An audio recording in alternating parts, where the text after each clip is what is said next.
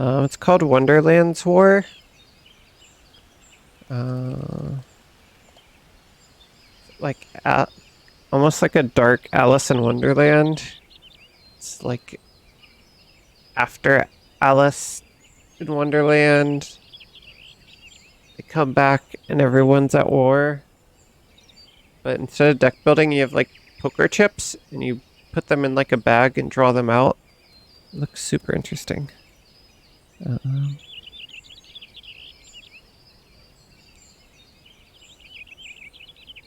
Yeah, so there is the box. Where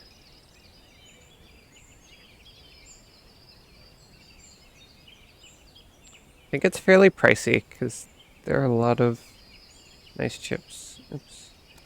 So yeah, like Alice is leading a rebellion, and there's a bunch of other characters. Well, these must be from early prototypes. So that looks a lot different from what I saw. Where's all the characters? There we go. So yeah, there's Alice. There's the Jabberwocky, the Cheshire Cat, Mad Hatter, and the Queen of Hearts. They're like all fighting against each other. And they have these like unique meatballs. So there's cats and monsters. I don't know what these are. There's the card soldiers. There's teapots, and then there's just Alice's like normal looking people. Jabberwock, that's it. Yeah, the Mad Hatter. Like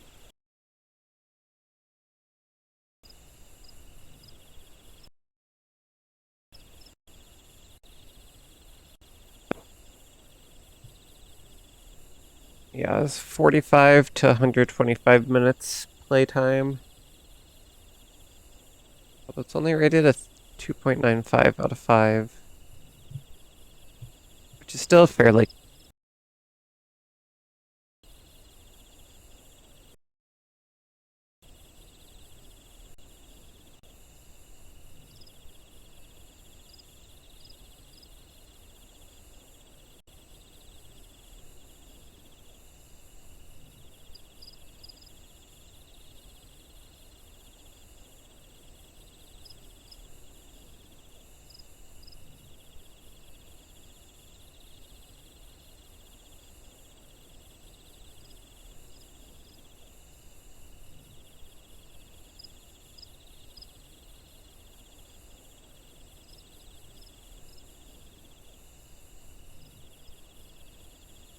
We're sipping tea and prepping for battle. That's right, it's Wonderlands War from Skybound Games.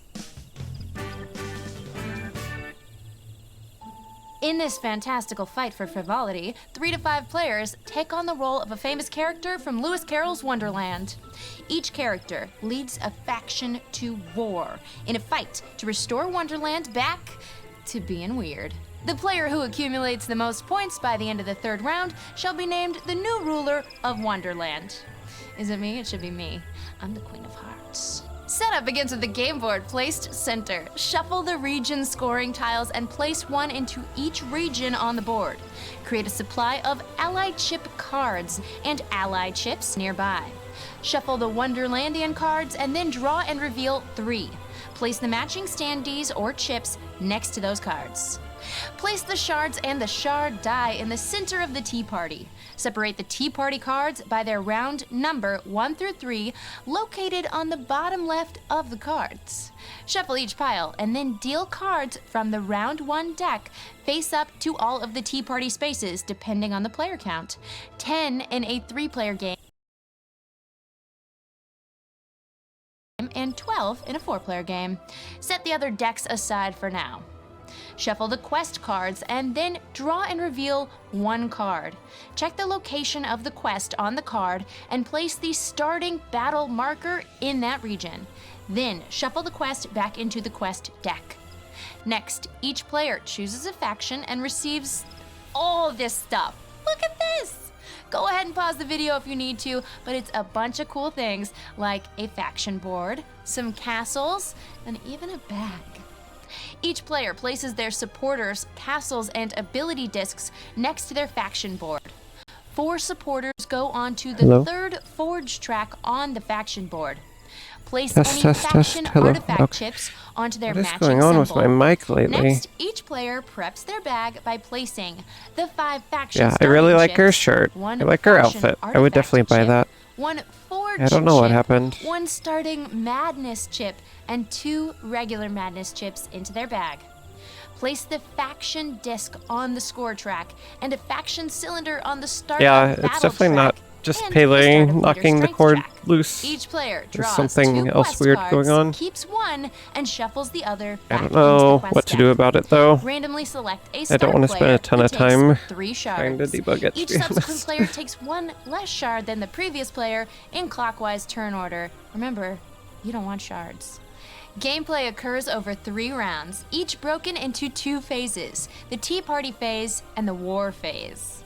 First up, in the Tea Party phase, shuffle the Tea Party you could deck have a for the tea current party. round and deal cards onto each How space cool is of the that? board. If a space contains a player count that exceeds your number of players, don't deal a card there, silly. Each leader then places their leader figure on the shard die icon. In the first round, the first player goes first. In the second and third rounds, the player with the fewest points goes first. So many tokens In turn and things order, though. If a player has less than 4 It's, like, cards, very they intimidating. move their leader clockwise to any unoccupied to really, plate with a card. They then take the card and it's I think you have to really commit to learning However, it. when moving, if a player reaches really the want to shard play it. die icon, Otherwise they it's must gonna stop be their movement. overwhelming. Roll the shard die, taking the number of shards shown on the die, and refill all the Tea Party cards on unoccupied spaces. Shards suck. They provide negative victory points. Players may then continue moving. A player cannot pass the shard die icon more than once per turn. If a player already has 4 cards on their turn, they place their leader in a region of their choice. Once all leaders have been placed in a region, the Tea Party phase ends. Cards acquired in the Tea Party phase provide bonuses and add Wonderlandians to players' retinue.